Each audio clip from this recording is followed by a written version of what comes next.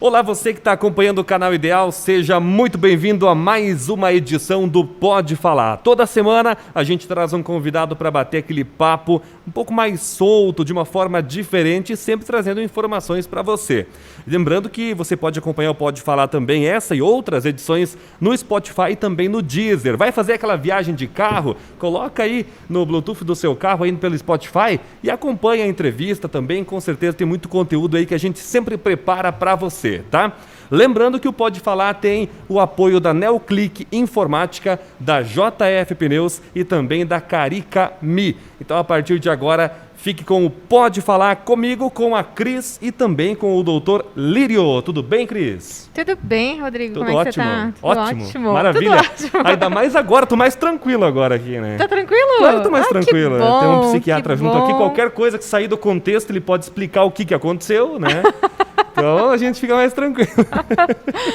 Brincadeiras à parte, o Pode Falar é bem descontraído, mas hoje a gente vai falar de um assunto bem sério, né? É verdade. Nessa terça-feira faz uma semana que a gente já teve aquele incidente em Saudades, uma tragédia que assustou, vamos falar assim, o Brasil todo, porque não falar o mundo todo, né? Virou notícia internacional, inclusive, quando um jovem de 18 anos invadiu uma creche armado com uma arma branca. Em alguns momentos chegaram a divulgar que era um facão. Depois a polícia veio com mais detalhes, falou de uma espada ninja, né?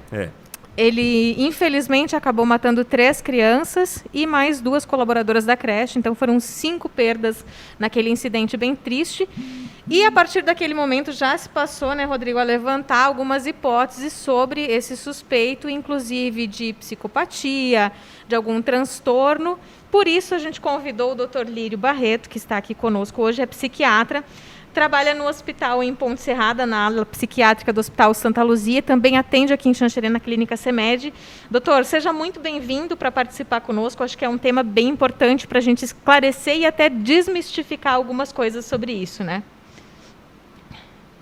Com certeza. Primeiramente, boa tarde. Bom estar aqui com vocês. Com certeza são temas bem relevantes, que às vezes a gente esquece de dar a devida importância à nossa saúde mental, até que surja um fato como esse, terrivelmente danoso para a sociedade, né? E que a gente começa a perceber e a comentar e também a dar certa importância para a nossa saúde mental de maneira geral, entende? Uhum. E provavelmente não foi um fato isolado, a gente vai ter outros, né? Mas o importante é que a gente consiga ajudar essas pessoas, esses pacientes, para que no futuro não cometa essas brutalidades contra a nossa sociedade. É importante a gente falar isso, né? A gente realmente orientar, levar informação para você que está aí nos assistindo. Doutor, para a gente começar falando sobre isso, depois a gente vai falar um pouquinho mais da pandemia também, que o doutor comentava com a gente que aumentou o número de casos de pacientes que acabaram descompensando em razão de toda essa situação que a gente vive. Mas vamos começar falando desse incidente de Saudades. A gente sabe que o senhor não atendeu o paciente, mesmo que tivesse atendido, existe uma relação médico e paciente de sigilo, mas aqui vamos comentar assim, pelo que a gente sabe até o momento e por algumas características que podem ser comuns nesse tipo de caso. O senhor, enquanto profissional, enquanto psiquiatra, pode apontar, existe realmente uma possibilidade desse suspeito ser um psicopata, doutor? Olha, pelo relato que a gente tem ouvido, embora não entrevistando a pessoa ou o paciente, e aprofundando realmente o caso, a possibilidade que eu vejo é muito grande, pelas características e o que foi relatado, né?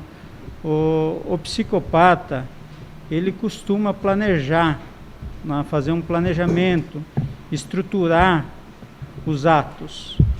Então o comportamento dele é todo um comportamento planejado. Ele não faz uma coisa assim aleatória, ele planeja. Tanto é verdade que ele comprou uma arma, segurou tanto tempo entende, planejou todo todo o ambiente, né, para que ocorresse a coisa, né, para que ocorresse o crime.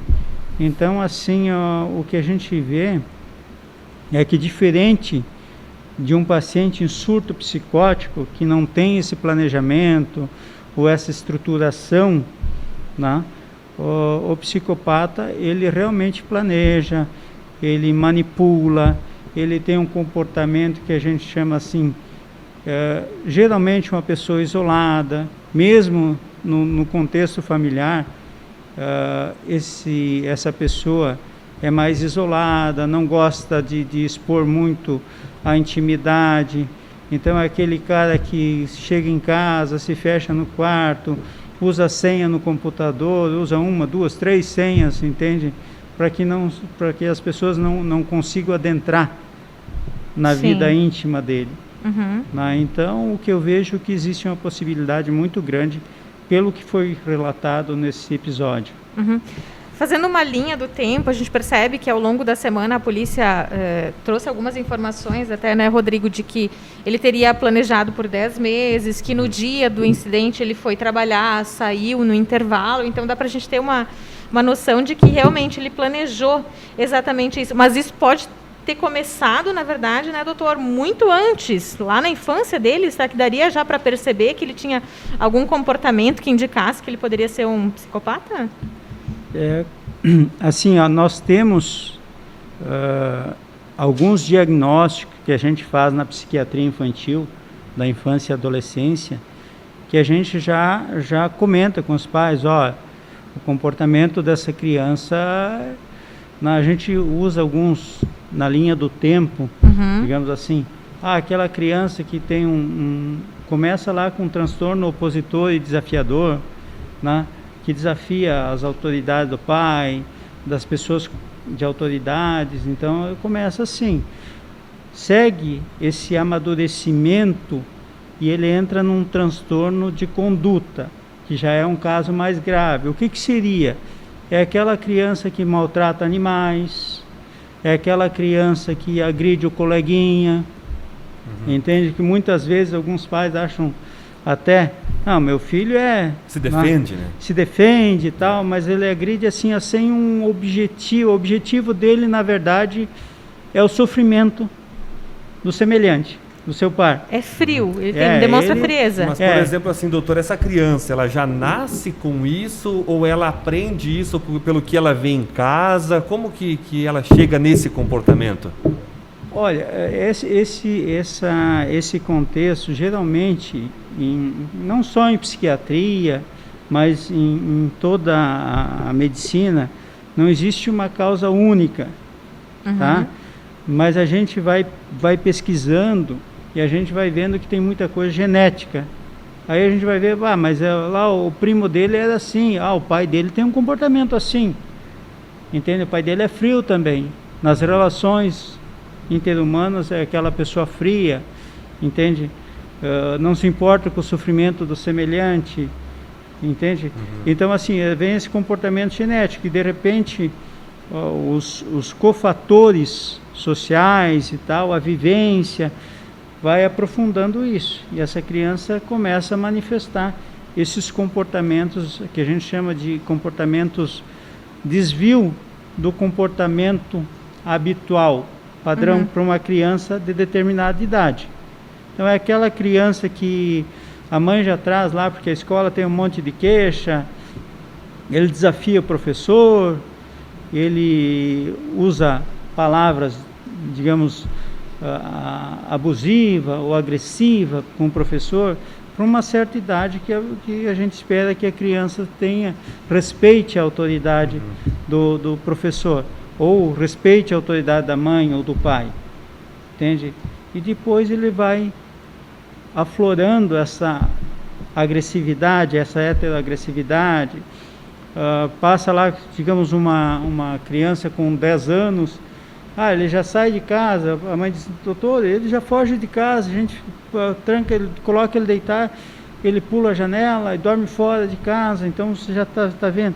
é aquela criança que de repente aborda, lá com 12 anos, aborda, rouba, assalta, manipula, mente compulsivamente, embora sabendo que foi ele que fez aquela ação, ele garante que não, entende? Sim. Então a gente já sabe que vai, na evolução, no amadurecimento da personalidade, vai dar problema. Provavelmente esse adolescente, se a gente for buscar na história dele, ele já era um adolescente que vinha com problemas, uma criança que teve problemas e tal, e muitas vezes até a gente busca e vê história de abusos que tenham aflorado ainda mais essa situação. E pode ter, doutor, um caso assim, totalmente contrário, de uma criança que era extremamente quieta, extremamente calada e fechada, e que em algum momento acabou evoluindo para uma psicopatia? Existe também, ou normalmente todos são nessa linha da agressividade? Não, assim, não existe uma regra. Sim. Existe o mais habitual. Né? O mais habitual para um psicopata é aquele sujeito que a gente chama de esquisito, isolado, quieto, entende?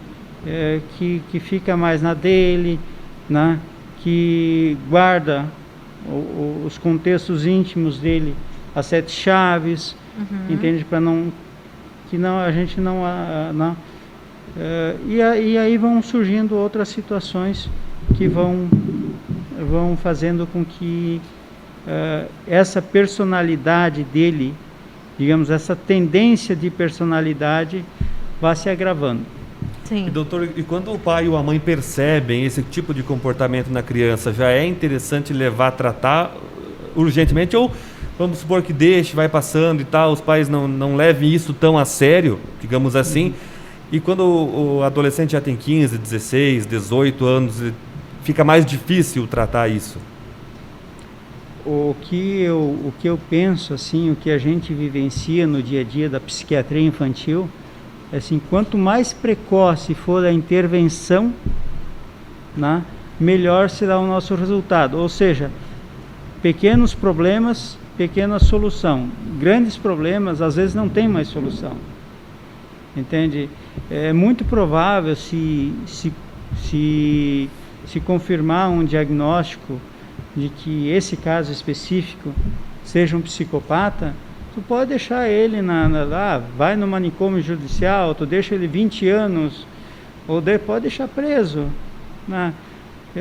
A mente dele vai continuar funcionando da mesma forma, ou muito parecido do contexto entende? Prisão, pré-manicômio. Então ele pode voltar a cometer os mesmos crimes. Mesmo que ele vá crescendo, que vá virando um adulto, vá tendo mais experiência de vida, ele talvez não possa perder isso com a experiência? Geralmente, se não houver uma intervenção psiquiátrica, psicóloga, entende? Para a gente tentar mudar esse comportamento, né? Dificilmente depois que a personalidade amadureceu, né? Que a gente chama eu vou te citar o seguinte: a gente chama aquele adolescente, aquela criança que comete delitos, ele vai no mercado, rouba, esconde, pegou ele, mas ele confirma que não foi ele, que foi o amigo dele, entende? Manipula a situação. Essa criança que está amadurecendo, se você não conseguir controlar isso, alterar esse padrão de comportamento, de pensamento dele, provavelmente mais tarde a gente não consiga, porque a gente dá um diagnóstico de transtorno de conduta agora, porque não pode dar um diagnóstico antes dos 18 anos de psicopatia, de psicopata social. Mas a gente sabe que se ele não seguir nessa linha, ele vai ser um psicopata social. É claro que, como o doutor explicou antes, né, não se aplica a todos os casos, é o que é mais comum, digamos assim, né? O mais Porque habitual. geralmente o pessoal fala, né, vai crescer, vai virar um adulto, vai começar a ter responsabilidades, vai mudar esse pensamento dele, mas nem todos os casos são assim, então. Não. Nem todos os casos são assim. Existem N situações que talvez a pessoa, a criança, ela está por uma coisa externa.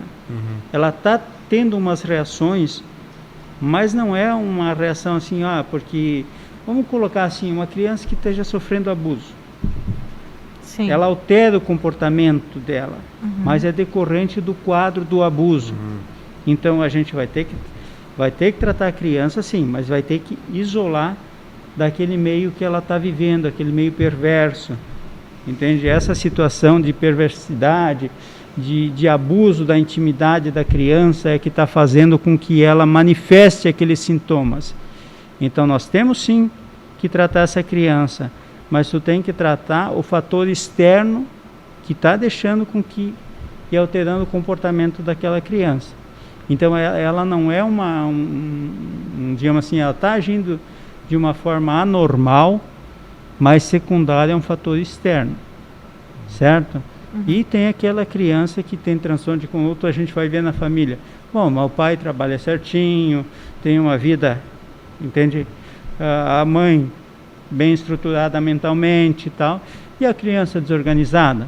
É lógico, existe, tem outras coisas, tem. Ele pode ser um TDAH, um transtorno de hiperatividade. Então a gente vai ter que fazer o diagnóstico diferencial, né? E às vezes pode ser um TDAH e ter transtorno de conduta também. Então a gente trata o TDAH e vê o que vai ficar ainda. Entendeu? Mas o psicopata mesmo, ele já vem com uma genética lá e que vem se agravando. Então quanto mais precoce a gente intervir nesses comportamentos, melhor vão ser os nossos resultados. Melhor é. É importante a gente frisar também, né, doutora? A gente tem, claro, esse caso que tem chamado a atenção, mas nem todo psicopata também vai cometer um crime hediondo, né? Não. Assim, nós temos psicopatas e psicopatas, certo? E a gente vê no dia a dia, só que a gente não se dá conta. O psicopata que desvia dinheiro de hospital, dinheiro da saúde pública, que morre, que vê morrendo dia a dia milhares de pessoas nas filas por uma ação que ele cometeu, desviou dinheiro público, fez isso, fez aquilo, entende? E tu vai... Esse cara que faz isso, por exemplo, ele também não pensa no outro, então ele também se enquadraria nesse caso, né? É a falta de empatia, né? Mesmo que ele não foi com as próprias mãos lá e fez, mas ele fez uma ação que resultou naquilo e ele não tem empatia de dizer, não, peraí, eu fiz uma coisa errada aqui. Eu fiz errado, mas eles estão sofrendo lá, mas eles não me importam. Né? Então, assim, não deixa de ser um psicopata. E a gente vê no dia a dia, assim, que o cara ficou preso lá 3, 4 anos, 5 anos. Ele mudou a conduta dele, ele saiu, ele já está planejando como é que ele vai voltar ao meio político, ao meio, entende? Para continuar as ações dele. Então, assim, a gente pensa quando fala em psicopata, a gente pensa no cara que comete crime, entende? Comete abuso sexual, comete isso, comete aquilo, entende? E a gente esquece de muitas vezes os psicopatas que estão atrás de uma mesa e tal, e estão causando tantos danos à nossa sociedade, né? E que são também psicopatas, e que lá no histórico, quando crianças também tinham esse comportamento. Só que ele cresceu e foi usando meios diferentes, entende, para manifestar a psicopatia dele. Dá para perceber, então, que quem tem um diagnóstico de psicopatia, né, é uma pessoa muito inteligente já de cara. Digamos assim, a grande maioria tem um QI no mínimo médio, tá? Porque ele planeja, o psicopata planeja. Veja bem, se tu me dissesse assim, ô Lírio, e ele não poderia estar num surto psicótico? Sim. Pouco provável. É pouco provável que uma psicose tenha causado isso. Por quê? Porque o psicótico, ele não tem essa artimanha de planejar as coisas. Ah, eu vou comprar uma arma, eu vou guardar aqui, não pode ser qualquer arma, tem que ser essa aqui. Eu vou chegar em tal horário, eu vou fazer isso dessa forma, tem que ser dessa forma, não pode ser diferente. Entende? Então, assim, ó, existe uma estruturação da ação. O psicótico não. Se ele chegar aqui numa sala entre nós assim, ó, e ele, a voz, dizer, não, você vai ter que matar aquele lá que está de preto. Uhum. Ele não vai atacar ele. Ele pega o que ele tem na mão e comete. Entende? Ah, mas ele tinha arma. Não tinha arma, nada. Não. Então é na emoção, ele não planeja nada. Uma coisa mais de repente, talvez. Esse é mais súbito. Né? E não é nem a gente assim, ó, o psicótico que está tendo um surto psicótico, ou que ele já esteja uma psicose crônica e esteja agudizada, né? Ele não tem essa coisa assim, e é súbito, ele não tem nem a emoção, ele tem pouca emoção. O afeto dele geralmente é muito baixo, muito, digamos assim, ele tem pouco afeto. Uhum. A gente nota assim, a gente diz assim, pá, e a tua mãe? Fala da tua mãe, como é que é? Geralmente a pessoa abre um sorriso e tal. O psicótico, não, eu amo minha mãe, mas tu não vê, expressa sentimento nele. Foi da boca para fora. Assim, ele não, o que ele fala, ele não sente. Uhum. Já o psicopata, ele manipula. Ele fala assim, mas ele até vai dizer assim, mas ele fala, cria todo um contexto e tal, para você acreditar que aquilo... Tem um poder de persuasão muito grande. Muito grande. Uhum. Muito bem. Doutor, existe um certo preconceito quando as pessoas falam em consultar com um psiquiatra? Existe isso? Ainda existe o que nós chamamos de psicofobia. Uhum. Né? E que assim, ó, isso atrapalha bastante. Atrapalha o contexto, porque assim, ó, faz com que de repente você precise de um atendimento diferenciado e você não procure tal atendimento, porque assim, ó, mas o que é minha família, o que meus amigos vão dizer e tal. Não, vão dizer que eu sou louco? Não, o psiquiatra não é médico de louco. Eu diria que assim, ó, o que a gente trata de realmente loucura, né, é muito pouco, no contexto geral. Entende? O que a gente trata assim, são as alterações psicológicas que causam sofrimento na vida da pessoa, na vida dos familiares, na vida da sociedade, na sofrimento e custo, na custo de vida para a pessoa, custo de sofrimento para a família e até custo financeiro, né, se você deixar ir agravando aquela situação. Vamos colocar aqui só quem passou uma depressão sabe o que é uma depressão. Certo? O cara pode ter milhões de conta no banco, uma conta recheada e tal, ele troca toda a conta no banco dele para se livrar daquele sofrimento que é a depressão. Tá? A gente vê assim, ó, quando a gente entrevista um depressivo que cometeu suicídio, que está tentando cometer o suicídio, ou está com a ideação estruturada e teve uma tentativa frustrada de suicídio, a gente vai entrevistar ele não quer morrer. O intuito dele não é a morte em si, ele busca um alívio do sofrimento. Então, e eu te pergunto assim, qual é a doença em que você busca a morte para se livrar do sofrimento? Você tem um infarto, você tem um derrame, mas você está tentando viver. Você luta para viver. E ali não tem, quando você não encontra alívio no sofrimento, você vai buscar a morte mas a gente vê que muitos deles têm medo de morrer.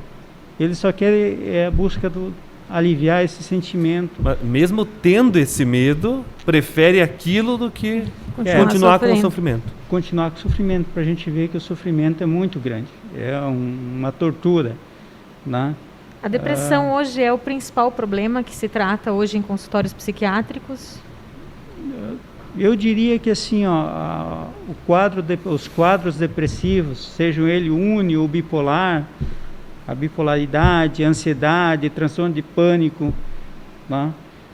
Transtorno de toque, né? Isso na psiquiatria adulta, né? São quadros muito frequentes. Então não é loucura. A gente não trata louco. Né? Trata também, porque para nós mas o que é a loucura? Para nós loucura é o psicótico. Entende? A loucura é o esquizofrênico. Digamos, traduzindo, a loucura é a esquizofrenia, certo? Os outros quadros são psicopatias reacionais, psicopatias, entende? E que não... Então, assim, você dizer assim, a dita psicofobia, que faz com que as pessoas não procurem um profissional habilitado para tratamento, muitas vezes faz com que isso se agrave, né? Porque ele vai no médico que não tem... lógico, o médico vai tentar ajudar, mas ele não tem o mesmo feeling. Sim, para que um especialista. Entende? Para captar assim, aqui, não, isso aqui, eu vou citar um quadro assim, a mesma depressão, certo? Depressão. A depressão, se ela for bipolar e nós usar um antidepressivo, que nós chamamos de tricíclico, às vezes o cara faz um surto psicótico.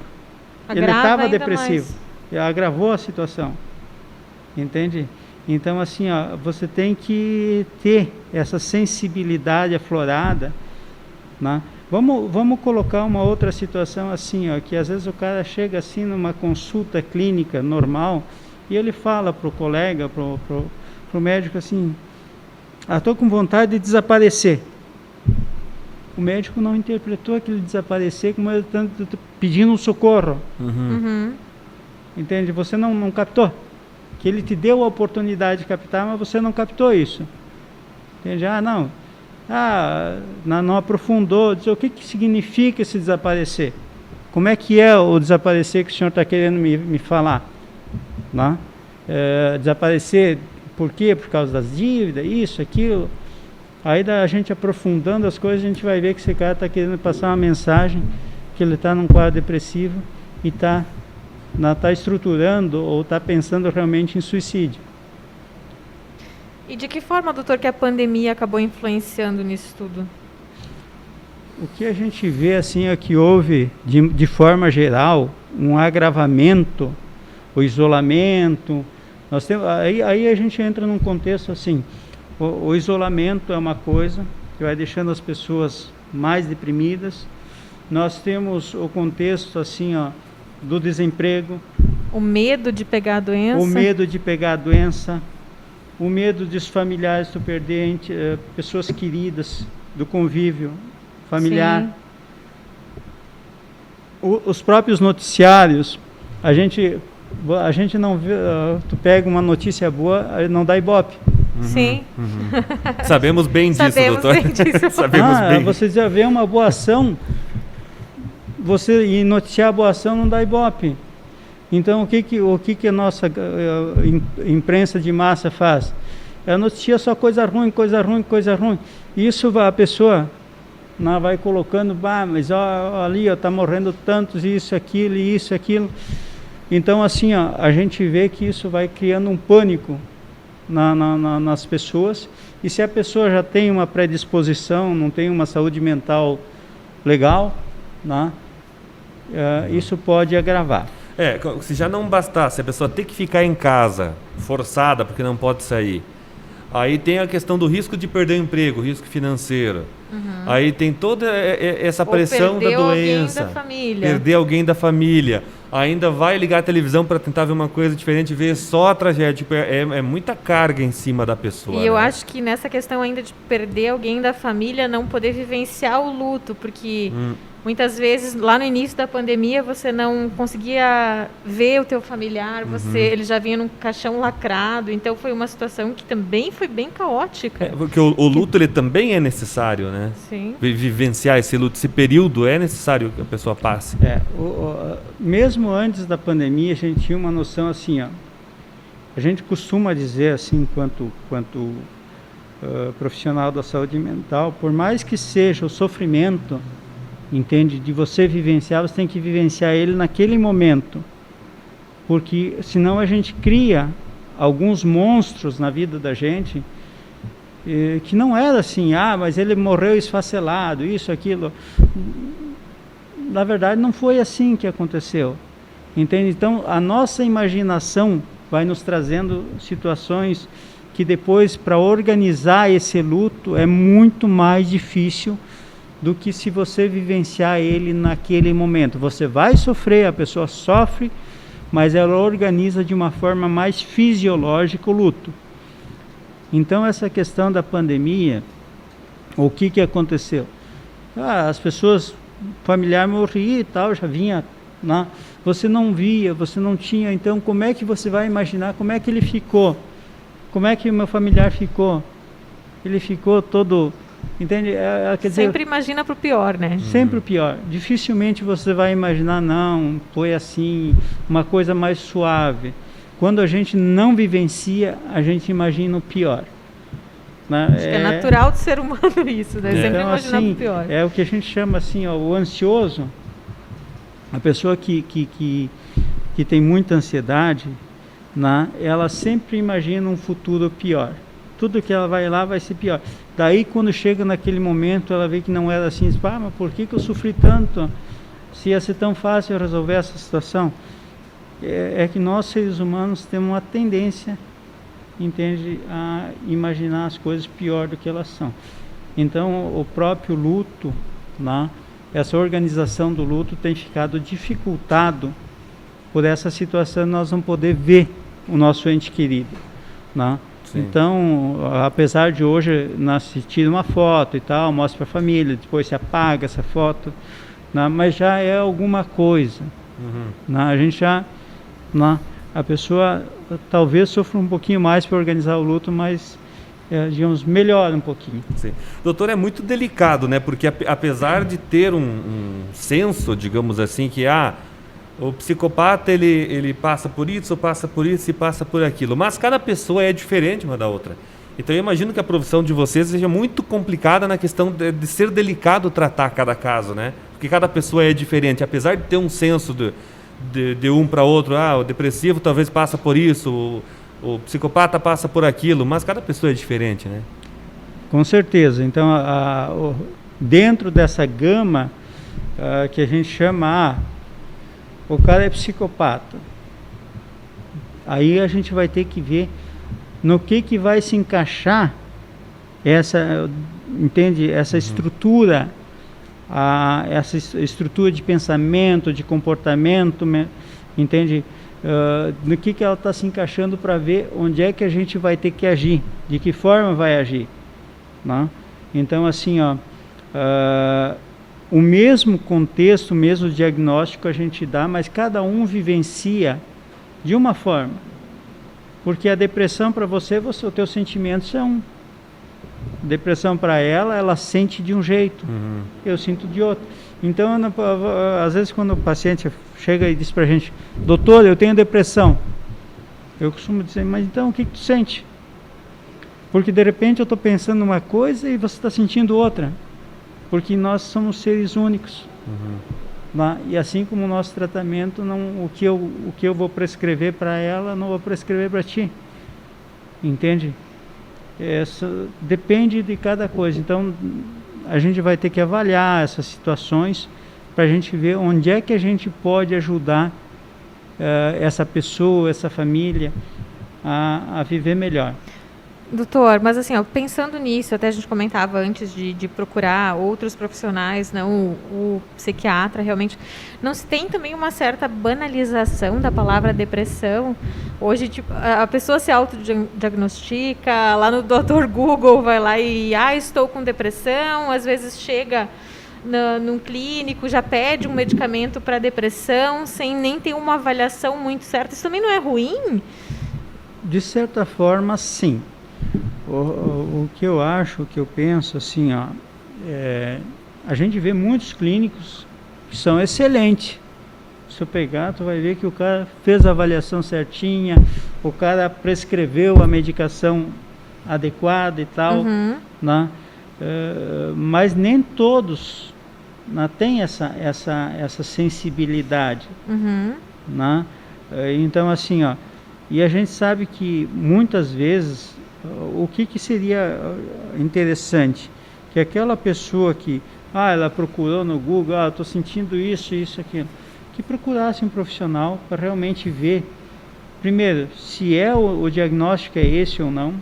Porque eu te digo assim, ó, eu vou citar algum exemplo. Uma pessoa que nunca teve depressão, né? Nunca teve, passou a vida lá, está lá com 50 anos e daqui a pouco ela faz um quadro depressivo. Não tem nenhum gatilho, nenhum fator desencadeante, certo? Por que essa pessoa faria um quadro depressivo? Família tudo bem, a pessoa nunca teve histórico de depressão e tal. Mas eu estou com... realmente, ela está com depressão, mas tu vai ver, é um câncer de colo, de intestino. Pode afetar no psicológico? Entende? Ele é uma alteração secundária àquele câncer. Ela nunca teve. Por isso que a gente tem que ter muito cuidado. A pessoa tem depressão. Sim, mas aí a gente vai vendo o histórico dela. Mas o que aconteceu? Conversando, vai vendo. Não, mas a minha situação financeira está boa, a minha família está todo mundo com saúde e tal. A gente não vê o gatilho, né? E daí quando vai, de repente, vai investigar, não vai já prescrever o medicamento, vai investigar o porquê que essa pessoa está em depressão.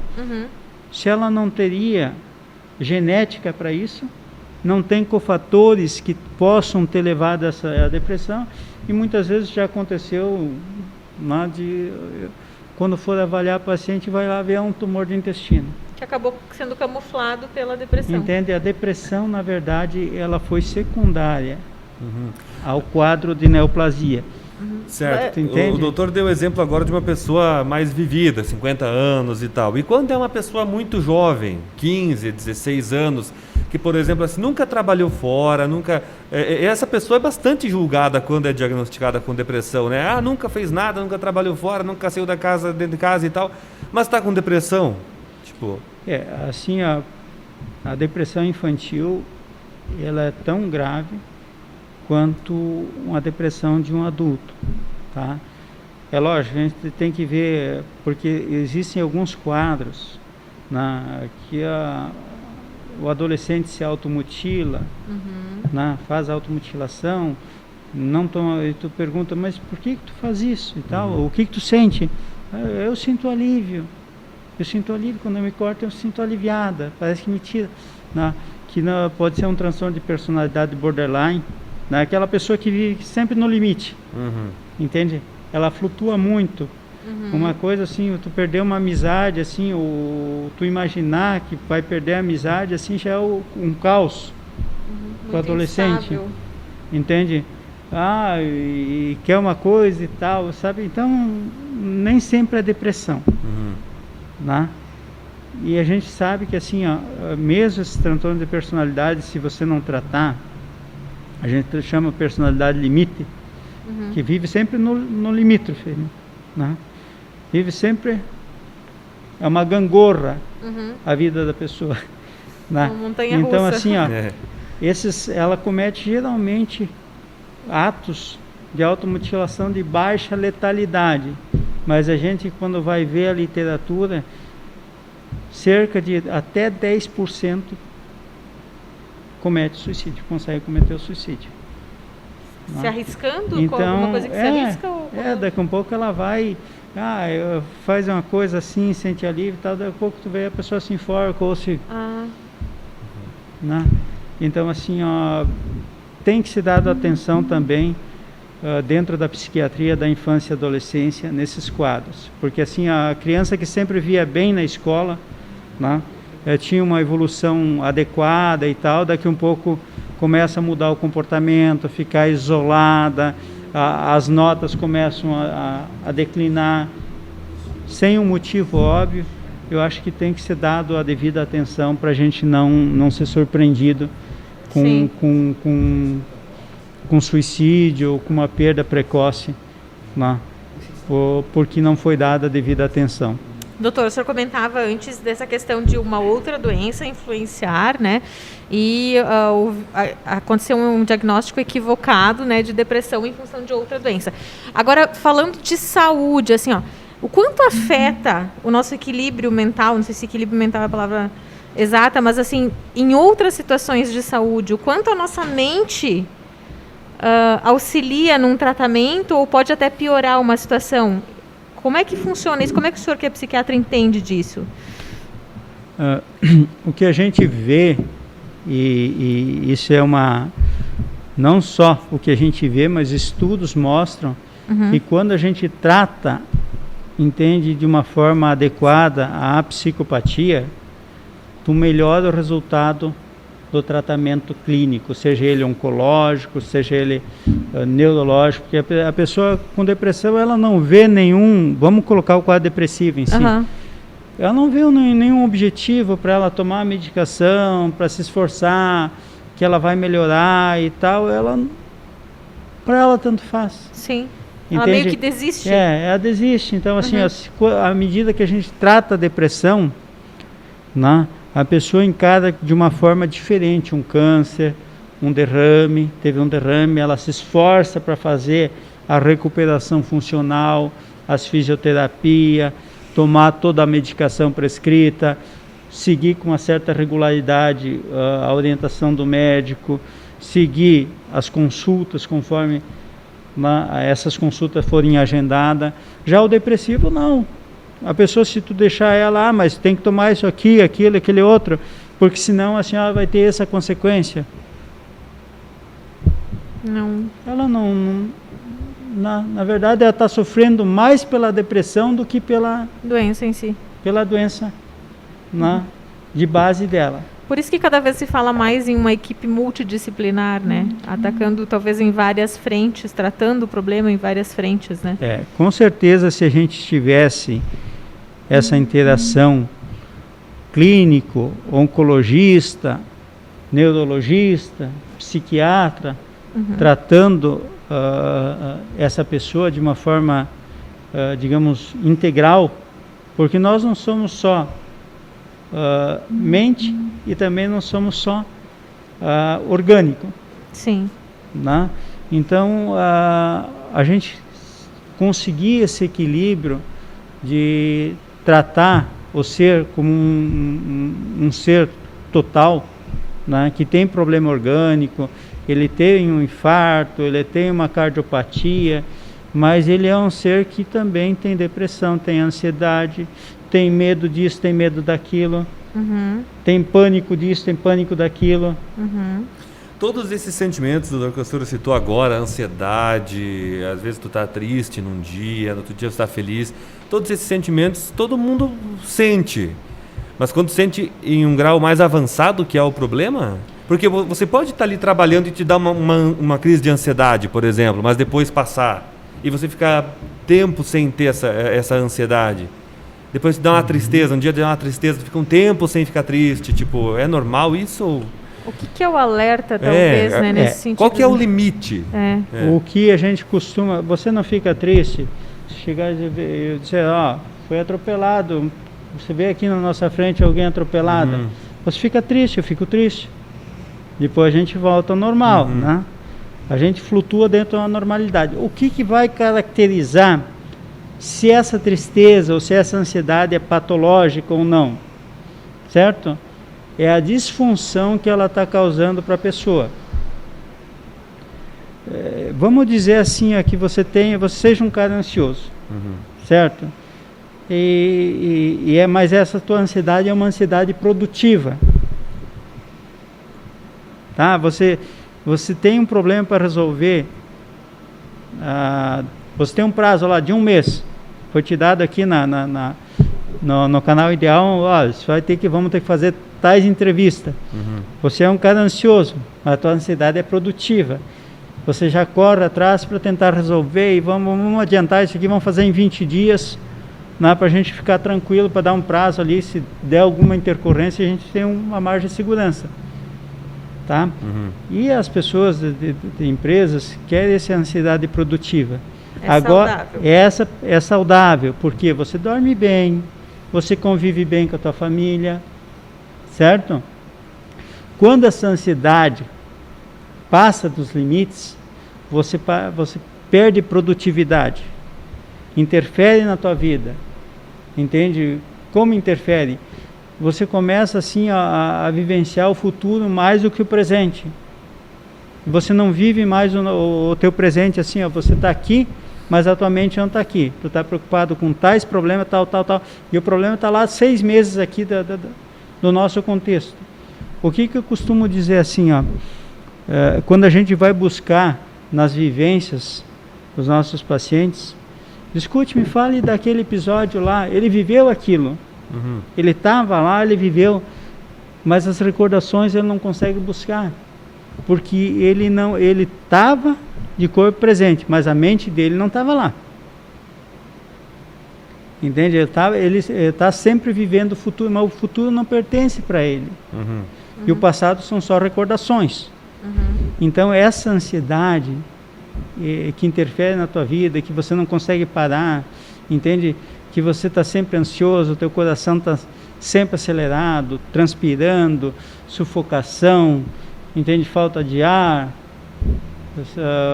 chegando muitas vezes a crise de pânico, aquela sensação de morte iminente, que tu tem que sair correndo aqui achando que está com infarto e ir para o hospital, faz todos os exames, não tem nada e tal, mas no outro dia te dá a mesma coisa. Quer dizer, essa ansiedade não é uma ansiedade, todos nós somos ansiosos. Entende? Nós temos ansiedade, né? Mas a nossa ansiedade ela tem que ser a ansiedade produtiva e que não interfira tanto nas nossas vivências.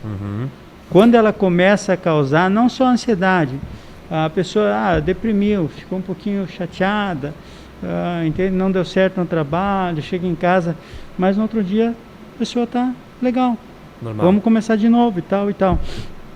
Mas quando esses sintomas de humor interferem na vida, no dia a dia da pessoa, isso passa a ser transtorno de depressão.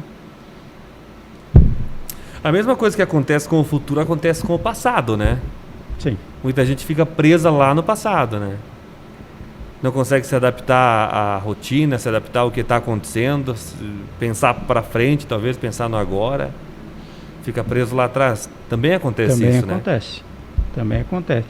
E para a gente ter uma visão mais...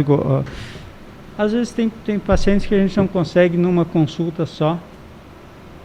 Porque tem pessoas assim, que quando você vai mexer na dita ferida, a pessoa escapa. Então a gente vai. Quando você mas tem alguma coisa lá que aconteceu quando ela tinha 16 anos. Você vê que ela vai até lá, vai te contando, vai e dá uma pulada em alguma etapa da vida dela. Dizem, por que ela pulou? Ela veio me contando até tal época e de lá ela deu um pulo lá, já pulou lá. Sim, mas eu quero que tu me fale lá com 16 anos.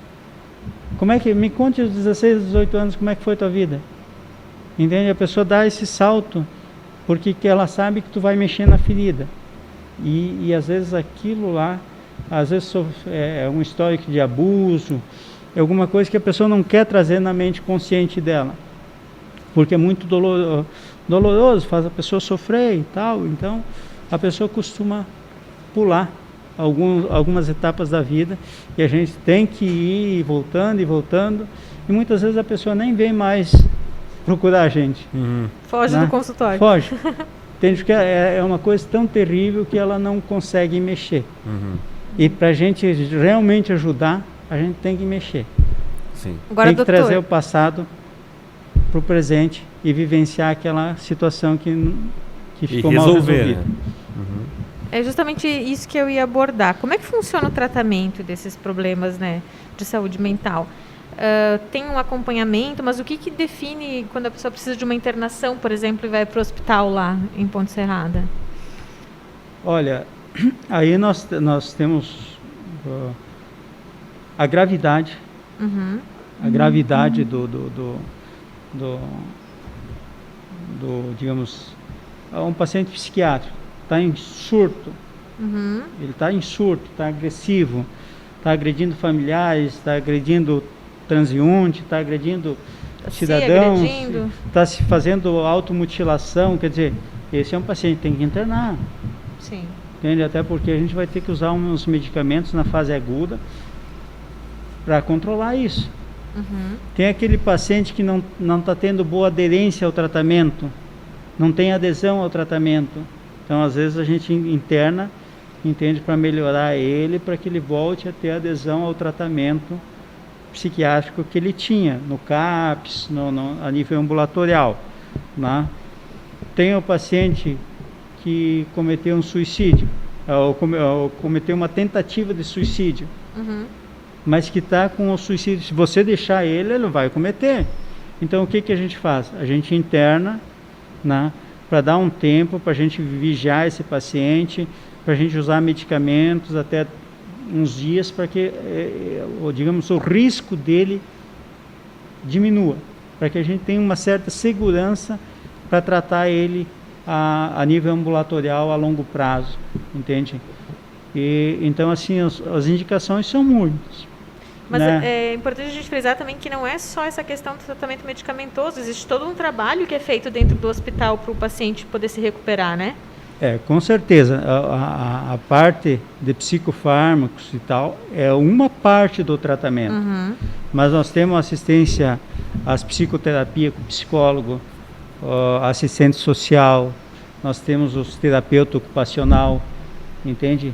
Então, existe uma gama de coisas que vem ao redor, digamos assim, o psiquiatra é o chefe da equipe, mas ele trabalha em equipe, sozinho, ele não faz nada. Se não tiver psicóloga, se não tiver assistente social, se não tiver o terapeuta ocupacional, no caso da psiquiatria infantil, se nós não tiver o fonoaudiólogo, para tratar aquelas crianças com transtorno do espectro autista, né? O terapeuta ocupacional, a gente não trabalha sozinho. Né?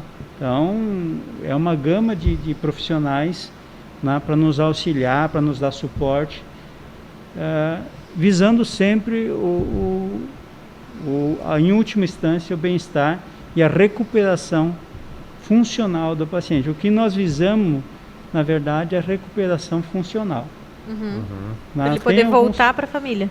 Para voltar à família, para voltar no convívio social, muitas vezes voltar ao trabalho, voltar a assumir a vida dele de novo. Né? Então, em última instância, é isso que a gente busca. Falando nos atendimentos, o doutor atende em Ponte Serrada e também aqui em Xanxerê? Isso, nós temos a clínica aqui em Xanxerê, na CEMED, a gente faz atendimento na CEMED, psiquiatria aqui em Xanxerê, a clínica em Ponte Serrada, consultório em Ponte Serrada, e damos assistência ao hospital psiquiátrico, a clínica psiquiátrica do Hospital Geral Santa Luzia. Que são 45 leitos lá só para psiquiatria, né? São 45 leitos de psiquiatria, sendo que desses 45 leitos, 30 são convênios do SUS, né? E os outros são particulares, convênios Unimed, convênios BRF. E dá conta, doutor, de atender essa demanda que tem de pacientes psiquiátricos? É aquilo assim, a gente não trabalha sozinho, nós trabalhamos em equipe, certo? A diferença nossa do tratamento psiquiátrico é assim, que você não vê, você não trata a pessoa como trata uma pneumonia que você tratou 2 dias e você já vai ver o resultado, certo? Então nós temos que às vezes acompanhar 1 semana, 10 dias para a pessoa começar a melhorar. Então não adianta é lógico que aqueles casos mais graves eu vejo quase que todo dia, né? Mas tem casos assim que a gente inicia uma terapêutica e a gente vai avaliar daqui, me traz esse paciente daqui uma semana para você sentir como é que está a diferença, entende? Não é assim do dia para a noite. Sim. Assim como é no ambulatório, só que no ambulatório a gente trata no consultório os casos menos graves, que você tem esse tempo. Nós temos esse tempo de espera, porque você sabe que você chegou lá com o familiar, você vai entregar a receita para o familiar. Já. A senhora vai cuidar dos medicamentos. Cuide disso, disso, disso. Qualquer coisa me avisa. Tá? Porque muitas vezes você está dando uma pessoa com uma depressão grave, se você dá a medicação, você está dando uma arma para ela. Sim. Porque ela estruturou um pensamento de que ela vai cometer o suicídio pela intoxicação exógena com os medicamentos teus. Então você tem que deixar, essa medicação não pode ficar com ela. Daí a importância de ter uma rede de apoio para esse paciente, né? E no hospital nós temos uma rede de apoio, o psicólogo, o assistente social, o terapeuta, a equipe de enfermagem, a enfermeira. Então está todo mundo ligado com o mesmo objetivo. Esse paciente aqui piorou. Lírio, tem que ver esse paciente aqui, porque ele está tentando fuga, ele está tentando isso, ele está pensando em suicídio, esse pensamento vamos chamar ele de volta aqui, que vamos ter que reavaliar antes do tempo, né? Então assim, nós temos clínicos, a gente não trabalha sozinho, então tem o clínico que vê todos os pacientes todos os dias, né? O médico clínico, ele vê todos os pacientes todos os dias. E eu não vejo todos esses pacientes todos os dias. Eu vejo eles a cada 3, 4 dias, uma semana, dependendo da evolução que a gente espera dele. Eu daqui 10 dias eu espero, nós iniciamos com as terapêuticas, eu quero ver esse paciente terça-feira, eu quero ver quarta-feira. Aí o pessoal da enfermagem, da equipe, programa essa reavaliação. Mas sem equipe a gente não faz nada, infelizmente. Agora me veio à mente uma frase que o doutor mesmo falou no início da nossa entrevista, da importância de se tratar logo no início, né, para evitar talvez uma internação. Problemas pequenos, soluções pequenas. Né? Problemas grandes, às vezes não tem mais solução. Então isso a gente vê muito na psiquiatria infantil, né? Como a gente trata também bastante crianças, né? Na psiquiatria da infância e adolescência, quando você pega lá, o pai reconheceu, a professora, geralmente a gente recebe muito encaminhamento dos professores, né? Às vezes o professor nota ela nota que aquela criança tem um problema, ela não sabe dizer qual. De repente é um autista que que a família não identificou, porque às vezes a gente acha bonitinho. Sim. E tal, entende? E a gente não se dá conta que aquilo pode ser um problema. O professor que está convivendo diz, não, mas tem alguma coisa anormal nessa criança. Ela não olha nos nossos olhos, ela não interage com as outras crianças, a maneira que ela está caminhando é diferente. E ela não sabe o que é, mas é diferente. Entende? Então a gente recebe esse encaminhamento graças aos nossos professores, né, que estão sempre antenados, sempre ligados e tal, em benefício dessas nossas crianças. Então assim a gente vê que o professor tem esse feeling. Eles pode não saber o que é, e muitas vezes já mandam, o professor já tem tanta, né, de tanto ler e tal, e já manda dizer, eu acho que essa criança tem que levar para um psiquiatra, para um neuropsiquiatra, né, e ver, porque essa criança é normal, pode ser autista. Sim. Doutor, pode fazer. Você atrapalhando nas perguntas. Chegando, me deu gancho assim nessa questão das crianças, e muito se falou sobre isso, sobre jogos eletrônicos, sobre a influência da tecnologia, as telas. De que maneira isso efetivamente traz prejuízo para a criança, doutor? Como tudo na vida, não é o fator da criança jogar ou não. É a quantidade, intensidade. Tanto é verdade que hoje nós temos dependência e crises de abstinência decorrente tem uns que tem, nós temos um celular só, né? Mas tem uns que tem 4, 5 celulares, que ele dorme, quando dorme, né, tá com o celular tudo ali, aqui, ali e tal, né, e é computador e tal. Deixa essa pessoa um dia, ela não consegue ela entra em parafuso, muda o comportamento, fica agressiva, entende? Faz abstinência, tanto a abstinência como faz abstinência de dependência química, de droga, disso, aquilo. É o mesmo efeito no cérebro? Mesmo efeito, tá? É o mesmo efeito, a abstinência é a mesma, né? E infelizmente a gente tem uma geração e tal que, devido à facilidade de acesso e tal, porque às vezes nosso dia é tão corrido, eu vou adentrar um pouquinho na psiquiatria infantil, que os pais têm dito, a mãe trabalha lá, trabalha cá, o pai trabalha também, entende? E às vezes a criança, e a atenção, o contato, a gente não... filha, vai jogando isso aqui, joga que legal aqui, vai jogando aqui, para manter a criança ocupada. Entende? Para de chorar, pega aqui, vai olhando, vai assistindo.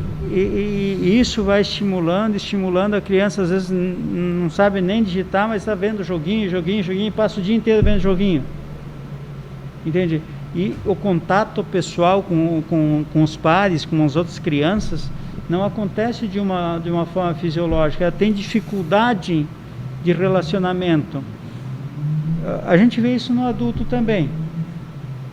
Quando a gente se reúne para uma reunião e tal, da equipe de trabalho, né? Quando ele está longe, você está mandando mensagem. Quando ele está perto, as pessoas não têm diálogo. Quer dizer, você não sabe, a interação social não existe, ou é muito frágil. O que está acontecendo? Alguma coisa está, porque tu conversa com o cara que está lá do outro lado do mundo e com a pessoa que está próxima, do lado não conversa. Você não conversa. Então a gente vê, às vezes se reúne numa mesa ali, se reúne 12, 13, e cada um está aqui, mandando mensagem para quem está longe, e não conversa com quem está próximo. Daí quando ele está longe, você manda mensagem para ele. É bem assim mesmo. E voltando a essa questão da criança, do efeito negativo, né, do excesso, mas se eu tenho uma predisposição genética a ter uma psicopatia, eu entrar nesse mundo dos jogos eletrônicos com violência, isso pode ser um gatilho para mim? Pode interferir, pode acelerar. Né? Vai acelerar, mas não vai provocar. Não, você tem que ter uma certa, não é todo mundo que acontece isso. Né? Mas assim, se você tiver uma intensidade de estar toda hora jogando aquilo lá e tal, e você tiver já uma psicopatia de base, né, isso pode interferir nas tuas vivências, nas tuas reações emocionais. Sabe por que eu pergunto isso, doutor? Porque esses dias a gente teve um comentário de uma colega nossa de que parou para assistir a aula em vídeo do filho, e antes da professora começar a explicar, ficou gravado, e um dos coleguinhas disse que ele estava muito nervoso e estressado, que quando ele ficava estressado, ele entrava no videogame e matava umas 4, 5 pessoas no videogame, e daí ele se acalmava. Isso, de uma certa forma, para ela, acendeu como um alerta, né? Lógico, depois de tudo que aconteceu nessa última semana. Mas é assim que funciona mesmo? Não é universal, né? Mas vamos dizer que essa criança já seja uma criança que tenha um transtorno de conduta. Entende? Ela vai vendo, aquilo vai estimulando na mente dela, que está em amadurecimento, que está amadurecendo a personalidade. Na mente dela, aquilo pode passar a ser uma coisa normal. Natural. E se eu pegar e pegar a arma do pai e dar um tiro lá, entende? Muitas vezes na fantasia dela aquilo é normal. Não. E uma criança dessa pode cometer uma fatalidade, né? Tem games simuladores, por exemplo, que são tão reais quanto atirar de verdade, né? Por exemplo. Então, acho que assim serve de um alerta para nós pais, eu digo para nós de maneira geral, né? Que a nossa correria do dia a dia está expondo nossos filhos demais à internet. Na internet, a computador, a celular, a tecnologias, né? Que muitas vezes a gente... teu filho não precisa antes dos 2 anos, 3 anos, 4 anos ter um celular. Para que ele precisa? Ele precisa brincar. Ter interação social, brincar com os coleguinhas, brincar com, entende? jogar futebol, coisas saudáveis, entende? Não ficar sedentário, comendo e jogando. Nós estamos criando nossos filhos, nós somos responsáveis pela educação. Não adianta depois que a coisa acontecer, ocorrer e tal, a gente leva, mas o professor está lá para a educação vem de casa, o professor vai alfabetizar e vai te dar um aporte, uma sustentação naquilo, mas teu filho já vem todo desagregado de casa, nós vamos culpar o professor? O filho que chega lá, agride o professor, xinga, não tem respeito com o professor, com a autoridade do professor, mas isso veio de casa? Aí coitado do professor lá na sala de aula, né? Tem que lidar com 20, 30 alunos, cada um de um jeito, Uma personalidade diferente. Então é bem importante essa reflexão que a gente faça, né, sobre a qualidade da educação que nós estamos dando para nossas crianças. Isso reflete muito na nossa sociedade de forma geral. Muito bem. Doutora, a gente quer agradecer a sua participação aqui no Pode Falar, foi bom demais essa conversa e com certeza teríamos mais assuntos, né, Cris? Vai surgindo dúvida, mas a gente quer agradecer essa disponibilidade que o senhor teve em vir conversar com a gente. Eu agradeço também a oportunidade, né, e quero dizer que a gente, tendo esse espaço de tempo e a disposição, a gente sempre está, digamos assim, a colaborar e discutir os assuntos dentro da nossa especialidade, né, e que possam vir a contribuir, né, para o conhecimento da nossa população. Certo? Muito obrigado. Isso aí, esse foi o Dr. Lírio Barreto, ele psiquiatra, atendeu o nosso convite aqui para a gente falar um pouquinho mais sobre saúde mental, falar sobre tudo isso que aconteceu nas últimas semanas e que chocou muita gente aqui na nossa região, né, Rodrigo? É verdade, Cris. Lembrando que esse conteúdo fica disponível para você aqui no Canal Ideal, no Facebook, no YouTube, também no Spotify e no Deezer do Canal Ideal. A gente volta a se falar aí semana que vem com mais uma edição do Pode Falar. Lembrando que temos aí o apoio da JF Pneus, Neoclique Informática e também Caricami. Um abraço e até mais. Até mais.